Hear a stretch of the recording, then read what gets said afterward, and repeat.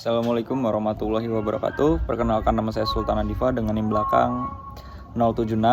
Di sini saya akan membahas mengenai judul dari esai saya yang judulnya adalah kepentingan politik di balik pembentukan daerah baru, dilema antara desentralisasi dan politisasi. Berawal dari pendahuluan, sama-sama dapat kita ketahui bahwasannya Indonesia adalah negara kepulauan yang memiliki banyak bentang daerah yang luas, daerah yang terpisah dengan pulau-pulau yang dimana ada yang memang daerahnya sentris, ada yang memang daerahnya tertinggal. Nah, untuk itu, untuk mengatasi keberagaman ini, untuk mengatasi ketimpangan yang ada di kasus ini, pemerintah setelah reformasi membuat sebuah keputusan yang bernama desentralisasi. Nah, desentralisasi ini terjadi setelah reformasi, yaitu pada tahun 1999 atau setelah runtuhnya era Soeharto. Nah, desentralisasi ini apa sih?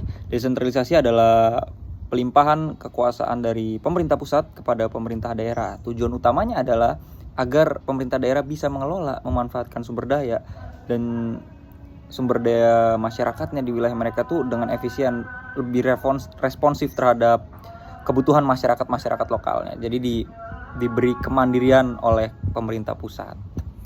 Nah, desentralisasi ini kan dianggap sebagai cara untuk mengurangi ketimpangan pembangunan antar daerah ya.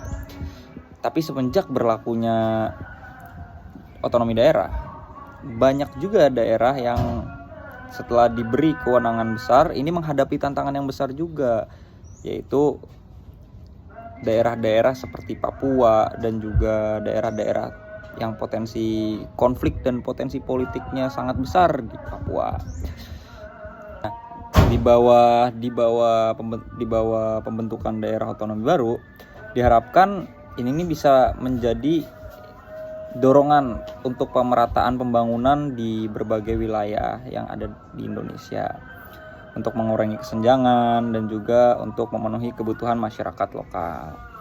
Namun dalam konteks ini, desentralisasi bukan hanya dimaksudkan untuk mengubah batas administratif, tapi juga membawa perubahan signifikan dalam hal efisiensi pemerintahan, pelayanan publik, dan pemberdayaan masyarakat. Namun terkadang proses pemekaran daerah ini muncul itu ada tanda tanya besar, yaitu apakah tujuan utama dari pembentukan daerah ini benar-benar berorientasi pada kepentingan publik, terutama dalam hal pemerataan pembangunan ya, atau hanya dipengaruhi oleh kepentingan politik tertentu. Ini kan menimbulkan dilema besar. Apakah ini bertujuan untuk memberikan otonomi yang lebih luas kepada daerah atau dimanfaatkan untuk kepentingan politik jangka pendek? Dalam banyak hal, justru pembentukan daerah ini seringkali terjadi karena adanya dorongan politik dari elit lokal dan elit nasional. Pembentukan daerah baru, terutama di wilayah-wilayah yang memiliki karakteristik sosial dan budaya yang khas seperti Papua, dapat menjadi ajang tersendiri bagi tokoh politik untuk meraih dukungan dari masyarakat setempat atau memperoleh keuntungan politik lainnya. Seperti di Papua kan banyak sumber daya alam, banyak tambang yang bisa dikeruk untuk kepentingannya tokoh politik itu. Nah, lalu di sini kan Papua sebagai salah satu wilayah yang selama ini mendapatkan pemekaran daerah dalam beberapa tahun terakhir, seperti Papua Tengah, Papua Pegunungan, Papua Barat Daya, dan Papua apalagi satu lagi saya lupa. Nah, ini kan Papua ini sering dipertimbangkan gitu loh oleh pemerintah pusat untuk dibentuk daerah baru sebagai upaya untuk mengurangi ketegangan sosial dan memperbaiki hubungan dengan masyarakat Papua itu sendiri, karena merasa terpinggirkan kan.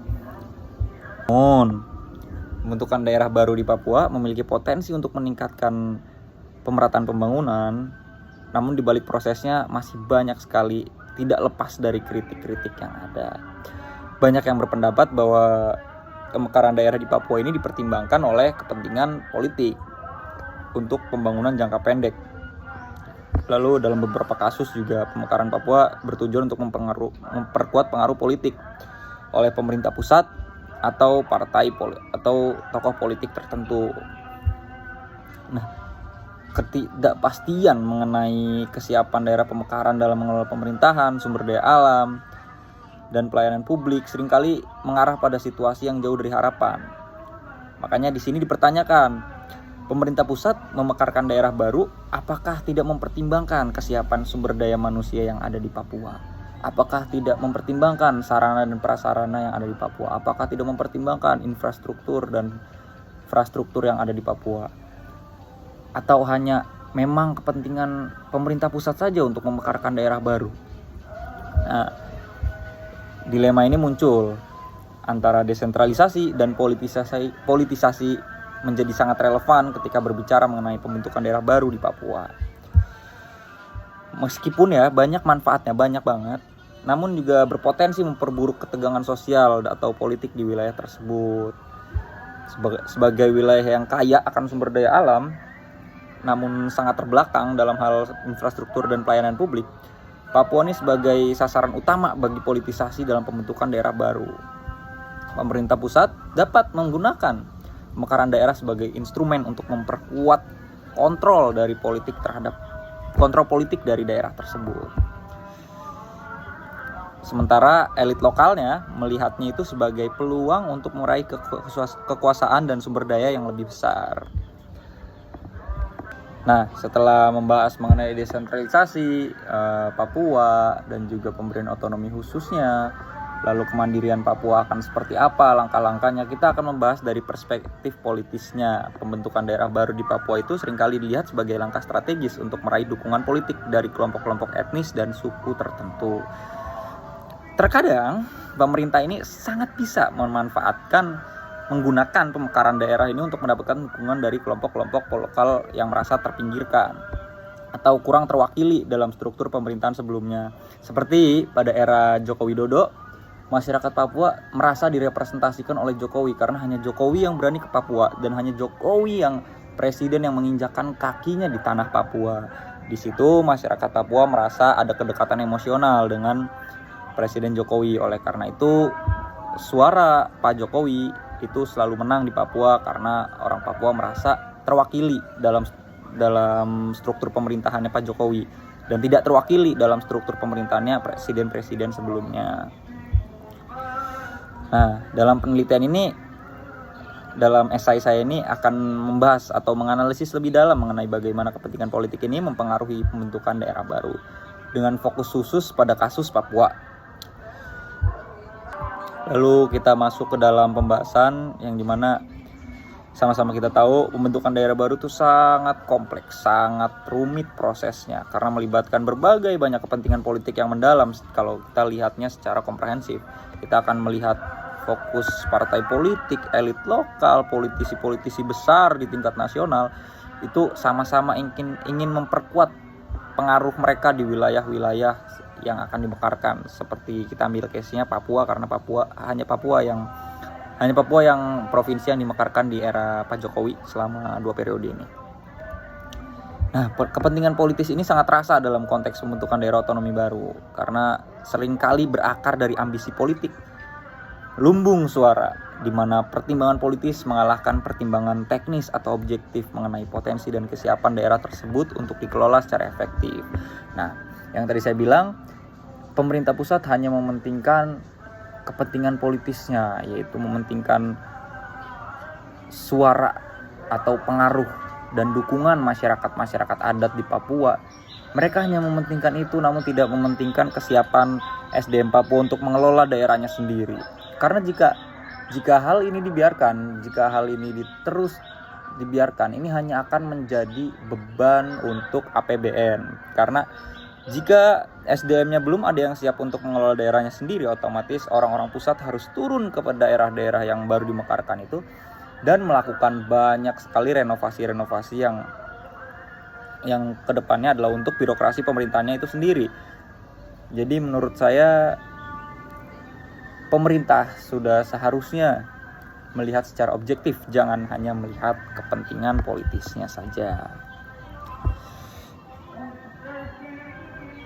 Nah, menjelang pemilu 2024, pemerintah pusat dan elit politik lokal ini menggunakan pemekaran daerah ini sebagai instrumen untuk memperluas pengaruh politik mereka, yang sudah sering kali saya bicarakan bahwasannya di sini Pak Jokowi itu mengeluarkan kebijakan moratorium, yang dimana kebijakan ini adalah isinya untuk membatasi daerah-daerah baru yang akan dimekarkan. Nah, semua dibatasi dalam 2 periodenya Pak Jokowi. Semua dibatasi dan keputusan itu mutlak. Tidak boleh ada daerah pemekaran baru. Namun, menjelang pemilu 2024, terdapat 4 provinsi baru. 4 provinsi baru yang dimana itu adalah Papua. Keempat-empatnya dari Papua. Papua Barat Daya, Papua Selatan, Papua Pegunungan, dan Papua Tengah. Keempat Papua baru yang ada di negara Indonesia. Itu kita sama-sama khawatir sebenarnya. Ada yang lebih urgent, ada yang lebih membutuhkan pemekaran seperti Kabupaten Cilangkahan di Lebak, lalu Kabupaten Cibaliung di Pandeglang. Itu perlu, itu secara objektif itu perlu, karena mereka merasa tidak diwakili oleh daerah induknya masing-masing dan mereka perlu mendapatkan kemerdekaannya sendiri, mereka perlu mendapatkan otonominya sendiri. Nah, sedangkan Pak Jokowi mengeluarkan moratorium, tapi beliau yang mengesahkan Papua itu mendapatkan 4 daerah otonomi baru atau DOB, yaitu Papua Tengah, Papua Selatan, Papua Barat Daya, dan Papua Pegunungan. Nah, secara komprehensif kita sebagai mahasiswa harus menganalisisnya lebih dalam tentang ada alasan apa di balik itu. Pasti akan ada selalu ada reason di balik sesuatu chosen. Akan ada selalu ada alasan di balik sesuatu yang dipilih. Nah, kita bisa melihat bahwasannya Pak Jokowi selalu menang di provinsi-provinsi yang ada di Papua. Yang artinya di sini Pak Jokowi menggunakan pengaruh politiknya untuk memekarkan daerah-daerah baru di Papua. Tujuannya adalah untuk pemenangan Prabowo Gibran 1 putaran, yaitu untuk memenuhi pemenangan 1 putaran perlu 20 provinsi menang secara suara dan perlu 50% plus 1 suara. Nah, Pak Jokowi di sini demi memenangkan anaknya, putra sulungnya Gibran Rakabuming Raka, itu menggunakan pengaruhnya di Papua, yang dimana Pak Jokowi sangat percaya diri bahwasannya Papua itu adalah daerah saya, Papua itu adalah lumbung suara saya. Oleh karena itu, kebijakan moratorium yang dikeluarkan oleh beliau sendiri ditabrak oleh beliau sendiri untuk mengesahkan provinsi baru di Papua. Jadi secara kita bisa melihat banyak banget proposal yang ada di gedung DPR RI. Ada 500 proposal yang mangkrak di gedung DPR RI yang meminta hak mereka, yang meminta pembentukan daerah otonomi baru baik di tingkat kabupaten kota ataupun provinsi. Ada 500 proposal dan hampir semuanya tidak ada yang dibaca, tidak ada yang ditanggapi oleh pemerintah pusat. Dan tetapi ini kenapa Papua tiba-tiba punya VIP track ini, fast track untuk mendapatkan daerah otonomi baru? Hal ini kan harus kita lihat secara lebih dalam gitu, lebih rinci. Ada reason apa, ada alasan apa di balik itu semua. Terkadang desentralisasi ini harus bertujuan meningkatkan kualitas pelayanan publik, mempercepat pemerataan pembangunan dan memberikan kekuasaan yang lebih besar dari pemerintah pusat ke pemerintah daerah. Namun, jika Papua tidak mampu mengelola daerahnya sendiri, ini akan menjadi beban tersendiri untuk pemerintah pusat, tidak mandiri, jadi beban anggaran, beban APBN. Nah, di sini tadi saya bisa lihat bahwasannya Cilangkahan ini menuntut bahwasannya dia itu perlu untuk mendapatkan kualitas pelayanan publik yang cepat, karena dari Cilangkahan menuju ke Rangkas Bitung itu hampir 5 jam. Itu jarak antar kecamatan 5 jam. Rasa-rasanya 5 jam itu bisa buat pindah provinsi kalau udah lewat tol ya. Makanya mereka sangat menuntut merdeka, bukan merdeka secara negara, namun merdeka secara mereka punya otonomi baru, daerah otonomi baru. Nah, dampak negatif dari politisasi pemekaran daerah ini seperti yang terlihat di Papua, terjadinya fragmentasi administratif dan ketidakstabilan politik, yang dimana daerah pemekaran ini seringkali mengalami kesulitan dalam mengelola anggaran karena mereka masih bergantung alokasi dari pemerintah pusat, dari APBN, yang seringkali terlambat dan tidak mencukupi. Nah, fragmentasi administratif ini dapat mengurangi efisiensi pemerintahan dan memperburuk ketimpangan sosial dan ekonomi yang seharusnya diatasi oleh desentralisasi. Jadi desentralisasi ini akan menjadi pisau bermata dua jika tidak digunakan dengan benar oleh penggunanya. Jadi pemerintah pusat harus benar-benar memperhitungkan desentralisasi ini sebagai upaya untuk mengurangi pemerataan pembangunan, untuk mengurangi ketimpangan pembangunan antar daerah, saya ralat, dan juga untuk mengatasi ketimpangan sosial, bukan untuk kepentingannya sendiri. Jadi pemerintah harus benar-benar bijak dalam menentukan daerah mana yang akan dimekarkan, dan tiap-tiap daerah ini apakah nantinya akan mampu, SDM-nya akan siap. Itu yang harus dipertimbangkan oleh pemerintah pusat. Jadi secara keseluruhan, pemekaran daerah di Papua memberikan gambaran yang jelas tentang bagaimana politisasi dapat menghambat tujuan desentralisasi yang seharusnya. Pembentukan provinsi-provinsi baru di Papua, meskipun memiliki klaim untuk meningkatkan pembangunan dan kesejahteraan masyarakat, seringkali lebih dipengaruhi oleh pertimbangan politik yang bertujuan untuk meraih dukungan. Dampak politisasi ini mengarah pada ketidakstabilan politik, fragmentasi administratif, dan ketimpangan pembangunan yang semakin mendalam, yang seharusnya pemekaran daerah ini menjadi solusi, menjadi alat untuk meningkatkan pelayanan publik dan pemerataan pembangunan, namun justru menjadi ajang untuk memperbesar pengaruh politik dan mengampankan dukungan politik baik di tingkat lokal maupun nasional. Pembentukan daerah baru yang lebih dipengaruhi oleh pertimbangan politis dan strategi politik untuk meraih dukungan dalam pemilu, bukannya didorong oleh kebutuhan masyarakat untuk pelayanan lebih baik, pada akhirnya hanya akan menjadi sebuah dilema yang menghambat kemajuan yang seharusnya dicapai melalui desentralisasi. Sekian dari saya. Terima kasih atas kesempatannya. Wassalamualaikum warahmatullahi wabarakatuh.